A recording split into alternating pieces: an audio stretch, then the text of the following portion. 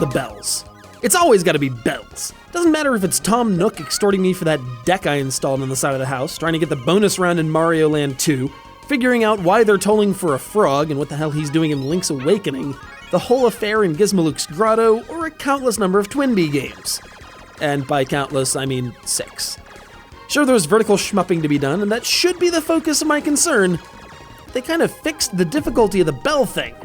And that's cause for celebration, or concern, or possibly both, or neither.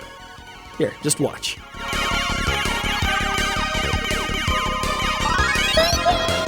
You see that? It's well known that you hit clouds to produce bells, then you juggle the bells to change their color and turn them into power-ups. The problem, as it presented in previous games, was that these bells then had to not be shot before you collected them.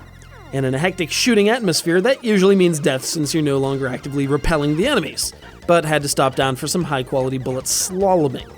In Pop'n Twinbee, though, you actually get a grace period of a few shots before the bell reverts back to just being a couple hundred points, making your accumulation of weapons and support a little bit easier. A little bit, mind. This is still a frantic aerial firefight, which in the style of the series also includes striking land targets, all while trying to recall just where the bells are off the top of the screen and how many hits each is taken, and...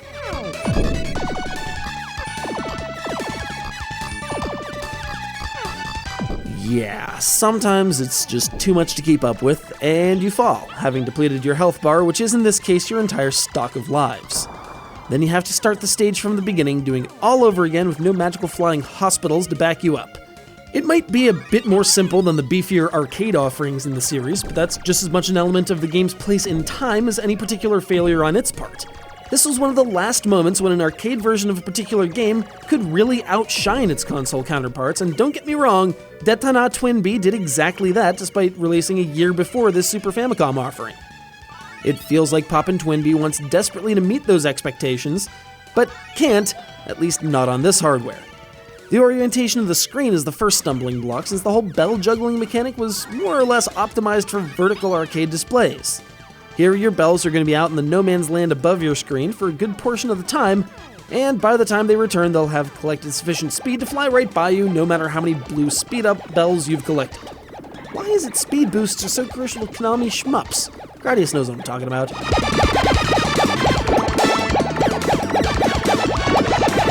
But despite some formatting issues, Pop'n Twinbee holds its own in the canon of Konami SHMUPs on the Super Famicom, which sounds really limiting, but in fact means it's up there with Axelay and the Parodius games, without that lag and slowdown that keeps Gradius 3 just barely off the list.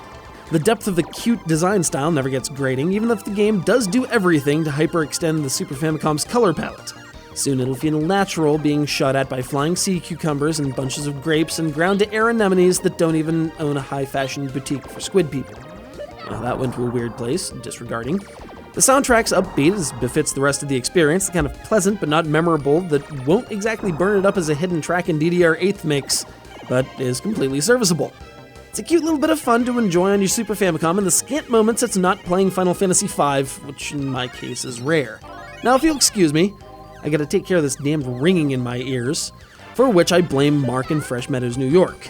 This isn't the first time, it probably won't be the last.